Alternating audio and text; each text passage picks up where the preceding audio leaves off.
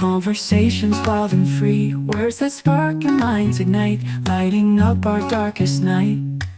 Talking about dreams and brighter days, walking through the hopeful maze. Welcome to Talks, where we inspire change and transformation. Today we have a special guest, Evangelist Chishimba. He is a mental health clinician, an author, and also a former drug addict. And he is a living testament to the power of redemption. He has turned his past struggles into a mission to help others reclaim their lives from addiction. We will dive deep into his journey, how he broke free from the chains of substance abuse, and explore his newly released book, The Proven Code. But of course, this is not the only book that he has written. He has also written Triumph Over. This is a book that he has written, and I'm sure you can see it clearly. So this book talks about his life, his journey, and also how he managed to overcome drug addiction. A special thank you to Meraki Cafe and Restaurants for allowing us to host Talks in their beautiful space. We truly appreciate their support in fostering meaningful conversations over good food. Mr. Brian, you are welcome to Talks, and I'm really humbled to have you here.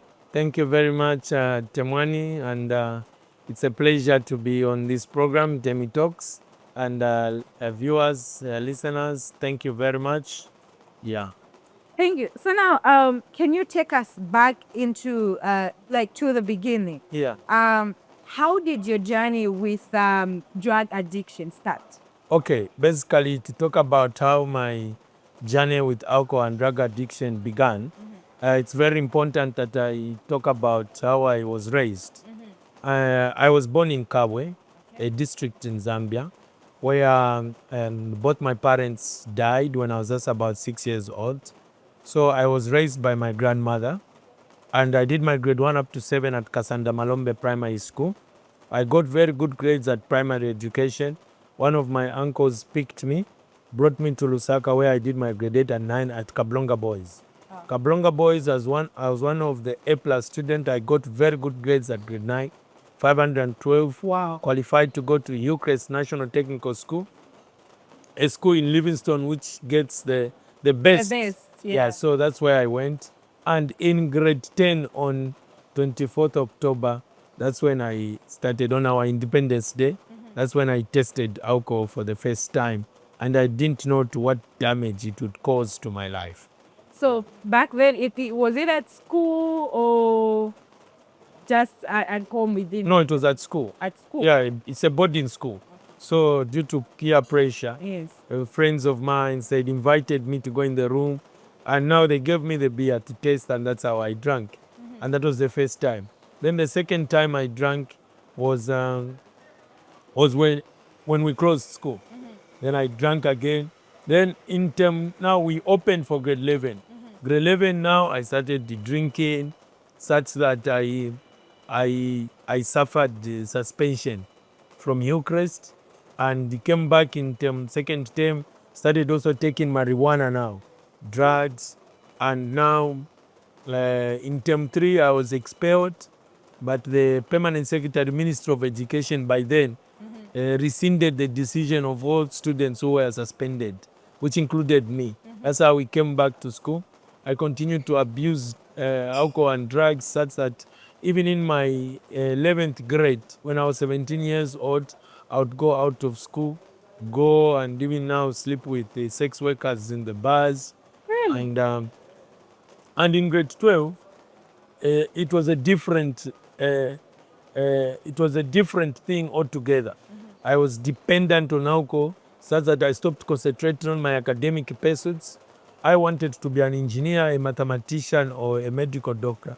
But I stopped about focusing that academic journey, and such that in grade 12, on my 18th birthday, we went with my friends and we got so drunk, and I came back in school in my drunken state and started insulting almost everyone, including the head teacher, who himself personally took me to the police cells, Livingston Central Police, and I was arrested, and that was the first time I had spent time in the cells, the first time in the cells. Then after that, the police officers realized that I was a grade 12, writing my exams. So they released me on a Saturday to be ready for exams on Monday and Tuesdays, which I wrote. And by the grace of God, I passed very well. I got 9 points in 5, yeah, and 12 in 6. And I could, by then, to do medicine or engineering, you needed to get a lot of good grades. So I couldn't do the degree I wanted. So I had to apply for Bachelor of Science in Forestry at the Copperbelt University. So I went at CBU. Now at CBU, they used to call me Brand Bronx, Bonarivex, Why though? Geodanks. Those were my names, meaning mafia. Really? Yeah. So there at Copperbelt University, I was not ready to write to write my end of year exams. So what did I do? Because I felt like I was an academic failure. So I went on the first floor and attempted to commit suicide. So I threw myself on the first floor, hit on the ground, and had the front teeth broken. These teeth are not mine. These are just dentures. 4 of them or just 2? All of them. These. You want to see them? Yes. Ah. So I hit on the ground and I was unconscious, taken to Quito Central Hospital for a period of 3 days. But I was there for a month, but 3 days I was unconscious. Then when I came out, I was not ready to write the exams. That's how I now just left CBU, came back to Kabwe. Kabwe just now started drinking, started abusing alcohol and drugs, until a stranger I met in the bar said, let me find this young man a job because he's intelligent. That's how he found me a job in the government. So I worked in the government for 8 years, and I was posted to Mansa district. There in Mansa, without even informing my family, my uncle, my grandmother, I even married. Got married. We had 2 children with my first wife. The first wife, the 2 children died. So the woman I was married to also said, I can't continue living with such a person who is just a drunkard. So that's how she filed for a divorce, because we had registered our marriage, the 2 of us. So she filed for a divorce. So eventually she divorced me, and after divorce, things just now got so bad for me. I got so depressed, such that in 2013, there was a by-election taking place in Mansa. In my drunken state, because I wanted to prove that I was too powerful, I destroyed campaign materials. And I was arrested by the police, Zambia police, and I was taken to the Mansa Correctional Facility, Mansa Prison, where I stayed after appearing, of course, in the courts. Then I was remanded for 2 months. So the candidate, it only took the candidate who stood on MMD ticket to come and withdraw the case. And that's how I came out of prison. I was acquitted because the case was withdrawn. And having been acquitted, I started absenting myself from work, ever drinking, until I got so sick, and my liver got damaged. I was now transferred in an ambulance from Mansa to UTH. UTH, they carried the investigations, and they said they did the MRI, and in the investigations they saw that the brain was shrinking, and I was diagnosed with neuropsychiatric squid, which is a condition as a result of poor controlled retroviral disease, because at that point I was also tested HIV positive. So things were just so bad and so bitter with my life, and I was taken to Mansa. Not Mansa, I was taken to Chainama. So I've been in Chainama, in and out of Chainama on several occasions, until in April, March 2016. It was on 31st March when I was divorced, lost employment because even doctors at Chinama said this man cannot continue working. So I was disengaged from employment. So I just remained with life, destitute, and nothing to do. So I went at the bar because I had a terrible hangover. So I wanted a young man to buy me a spirit, a junta. So this young man bought for me. So we were supposed to share. So me, I drank all of it and I finished. So this young man got upset. After he got upset, he kicked me out of the bar because I had finished the beer. So I got so upset, so bitter, such that I went home on 31st March 2016. Then the following day, my uncle wakes me up and tells me that, Brian, at your workplace, they've given you back your job. Go and get it. And there's money for you. So I had to rush so that I get the money and come and show the guys who mistreated me, only to reach at my workplace to discover that it was Fool's Day, April 1st. So now, as I was moving from my workplace, going home, I found myself now, yes, the reality now coming. I started crying. And that's how I went to my uncle and told him that, okay, uncle, I think I need this Jesus you talk about. Take me to Jesus. And that's how my uncle took me to Evangelical Church in Zambia. And I met Bishop Mususu and other bishops and reverends who led me to receive Jesus, specifically Reverend John Muyoto. I surrendered my life. But because I had a lot of cravings and I needed also now to be treated, I was taken back to Chinama, where I stayed for a month. I was put on treatment and psychotherapy. As we are speaking today being 11, I am 8 years, 10 months, 8 years, 10 months, 11 days, alcohol and drug sobriety. 8 years, 10 months, 11 days, alcohol and drug sobriety. From 1st April, I've never taken. And in my journey, Now it's still 2016. 2016, that's when I stopped. I get on 1st April. So as we are speaking today, I am now 8 years. I struggled with alcohol and drug addiction for 14 years. But up to 1st April 2016, up to date, it's 8 years. From 1st April 2016 to the date, it's 8 years, 10 months, 11 days, alcohol and drug sobriety. And in this journey, I went back to school and did an advanced diploma in theology. And in 2020, now I wanted to do it the right way. I got married through a wedding. And of course, I paid dowry. And I was open to my wife and shared my status with her. And together, we went with my wife to see a psychologist, counselor who counseled us. And she was found HIV negative. And she was put on pre-exposure prophylaxis, meaning she cannot contract. And me, I'm adherent to treatment now, such that my viral load is undetectable. My CD4 count ranges 930 to 970, meaning I cannot transmit the virus. I've attained U equals U. And together with my wife, we are blessed with 2 children who are HIV negative. So not only that, yes. You are blessed. So we are a mixed status cup. So not only that, I decided to go back to school. 2021, I enrolled at Levi Mwanawasa Medical University.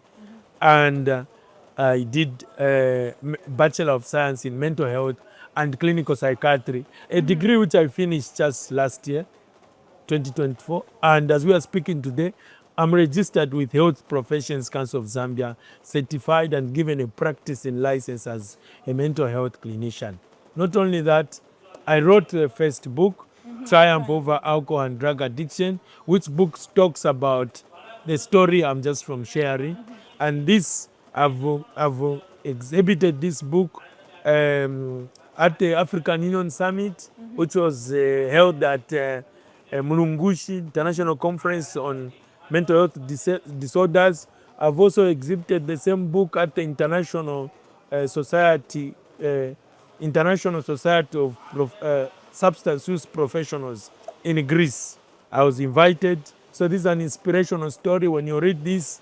And the new release, The Proven Code, which talks about how to change the biopsychosocial model and also the definition of addiction, addiction as a problem, addiction as a disease. So these 2 books are the ones I have written so far. Thank you very much. So now, addiction can feel like a never-ending cycle. What were some of the toughest battles that you faced while trying to reclaim your life? Yeah. So before I talk about the toughest things I faced before my life was reclaimed, is I want to define addiction. You've said addiction seems to be an And a never-ending yes. cycle. Addiction, according to medicine, is a chronic brain disorder. It's a chronic brain disorder which is relapsing in nature, characterized by compulsive drug seeking despite adverse consequences. Meaning it's a condition one will live with, according to medicine. Just like diabetes. When you have diabetes, you are treated to remain on remission without exhibiting the symptoms. So you have the condition. So substance use disorder is a condition which is lifelong. You live with it, but now you have to stay in recovery. That's why when you, as I'm speaking today, I am in recovery according to medicine. But the aspect of faith-based interventions, which I've also included in here, because through faith, you are healed all. Yeah. I was actually coming to that Yeah. to ask So that, the challenges, how did you- okay, sure. yeah, the challenges which I faced in addiction was not accepting. So major challenge. Not accepting that you are addicted. Yeah, I'm an addict, yes. I never loved, I never even wanted to accept. Because accepting it, I would feel like, now the whole world thinks I'm. So I would defend it, and at times I would think like, with the addiction, I can still make it. Like in Kabatabu Ishafi, Nabu Chakolo, one doing and Kesawadabu one day, I have a home, then I would tell them. But not understanding that such cannot happen. It's a pseudo, it's a forced thinking. It's you, that's why cycle of addiction, like I've explained in here. Cycle of addiction begins with pre-contemplating stage. So I was in pre-contemplating stage. I wasn't accepting the condition. So you need to be helped to contemplate, to accept, then make a decision, then act upon the decision and maintain the sobriety. Unfortunately, relapse is part of the definition. So what helps now us not to relapse is the inclusion of faith-based interventions. Because the faith says you have been healed and you've been healed whole and complete. So when you're treating substance use disorders, you need to approach it holistically, a biopsychosocial model of treatment. Yeah, and speaking of faith, how did faith play a role in your recovery process?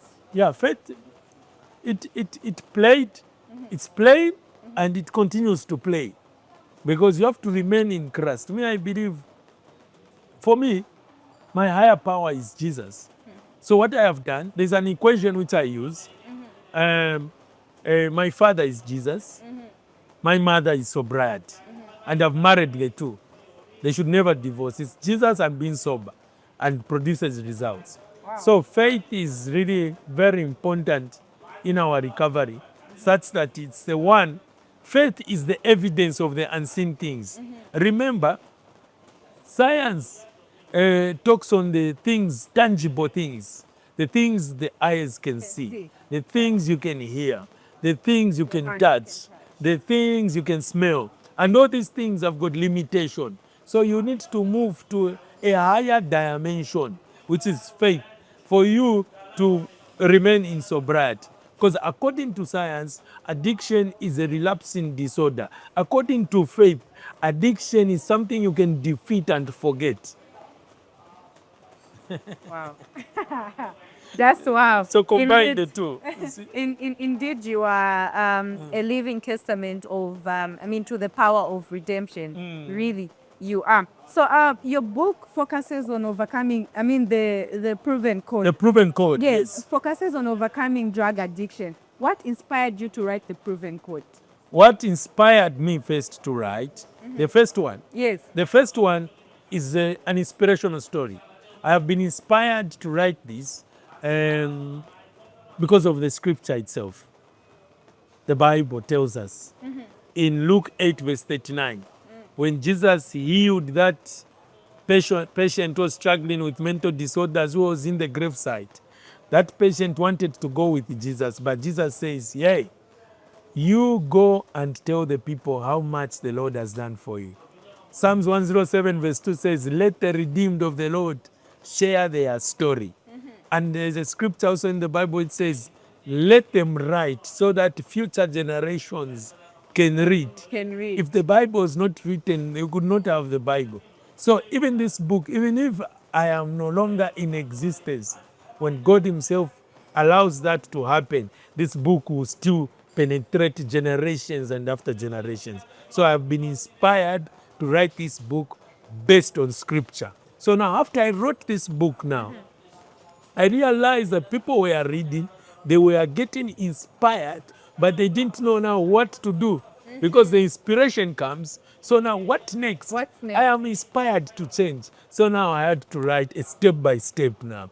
So you need, they move together, they complement each other. So you need to read one and read the step This is by more like step. the first one, and Yeah. this is the second The second one. So they move together. It's like you get inspired, you need to read a step by step, so that you understand your recovery very well. So this one talks about, it defines addiction, and it also bridges the knowledge gap. I Because was actually coming to that to ask you to say, can you share a key principle from the book that you believe can help someone struggling with addiction? from which book? From the same, The Proven Code. The Proven Yes, Code. being Okay. the newly released one. So Yeah. what are The- some of the key principles that somebody The should key know? principle in this book is that the causes of alcohol and drug addiction are biological, psychological, and social. Meaning even the treatment should be biological, psychological, and social. So addiction is a disease which must be treated at the hospital first to stop the withdrawal syndrome, then be introduced to psychotherapy so that you can treat the cognitive distortion through cognitive behavior therapy, then subject it to social interventions where we incorporate faith-based interventions. So when you're approaching, you want to treat addiction, treat it as a whole. Now, in Africa, and especially Zambia, we always want to think disorders of the brain are spiritual. We forget that the brain is part of a human being and it's an organ which, when its physiological changes if physiological function is changed, then we have the problem. Yes. So let's treat this the same way. When you're struggling with BP or diabetes, you go to the hospital, they give you medication. Look at me, I'm HIV positive. I take medication. So, does it mean I'm not a spirit man? I am a spirit man. I'm a pastor. But in medication, there is something good. So, treatment to addiction must must be blended with medication and psychotherapy and social interventions. That's a very key principle in this book. So who is this book for? And how can it help families of the loved ones of those that are addicted? These two books are for everyone. This one talks about prison life. If you've been in prison, it will encourage you. HIV, it will encourage you. Depression, it will encourage you. Sickness, academic failure, it will encourage you that there is. So this one talks about the resilience power of a human being. So this book is for everyone. This book is also for everyone, because you, whether you're a professional, whether you are in recovery, so all my books are for everyone. Even you, in fact, after we finish, you need to buy a copy. I just have to. Yeah. I just have to. Wow, you've really explained that so nicely. And now that you've reclaimed your life from addiction, how are you using your experience to help others? Yeah, one of them, we give talks. I give talks, mentorship, and also the books. People buy books, they read. And I also volunteer at Family Liberty Sober Home, a home where we help people who are struggling with alcohol and drug addiction. Yeah, you'll find me there. It's a very good place with a very good success rate. 85% of people have been attended there are fully recovered. Wow, that's well. So what advice do you have for someone who is watching, who feels trapped in addiction but wants to break free? Change is possible. Accept that you are in addiction. Change begins with acceptance. Once you accept, then you are halfway done. Just accept the problem. Accept. The only way you can accept is ask yourself these 4 questions. Number 1, do you desire to cut from that alcohol, that drug? If you desire, record 1 point. Okay. Are you annoyed when people talk about that alcohol you take? Do you get annoyed? If you do, record 2 points. Are you guilty about that which you take? If you do, 3 points. 3, early in the morning, you wake up to go and just drink. If you do, record 4 points. Now, if out of these questions I've asked, if you've scored 2 out of 4, you need to accept that you have a problem. That's wow. I hope you've heard. I didn't want to mine patungono saza kambera na pavambili because everything has been said. Yeah. The way you've given your life journey in detail, step by step, and I'm sure and positive that somebody out there who's watching this episode right now, be it the way you've said to say the proven code and also the triumph over addiction and everything. Just talks about everything, prison life, you be able to break through, whether you are facing addiction, you're facing depression. This answers your questions, and I'm sure somebody out there was able to pick something from what you've said, and including the advice that you've given to them. As usual, the first step is to accept. Yeah. Yes. So now, as we wrap up this powerful conversation, I just want to thank you, Evangelist, for coming through, for sharing this powerful and incredible journey that you had gone through. Indeed, it caters for a lot. Because I was actually thinking it was just addiction, but what you've shared today is a lot, and I'm like, all that. Yeah. All that, By the somebody went grace of- through all that. It's by the grace of God. Indeed, as we had put it, you are a living testament to the power of redemption. So thank you so much for honoring our invitation to come through to Temi Talks and share your incredible journey. I'm really grateful. Thank you. I'm also grateful for the invitation Okay. and humbled. Thank you. So if you are struggling with addiction or know somebody who is struggling with addiction, remember there is hope, and hope is not lost. Transformation is possible and help is available. From me, Temwan Mwemba, until next time, stay glued to Temi Talks. Empowerment in every phase. Take a chance and lift the haze.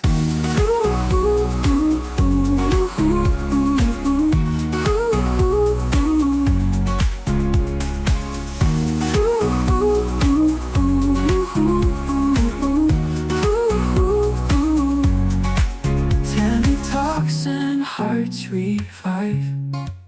In these words our souls survive. Empowerment in every phrase. Take a chance and lift the haze.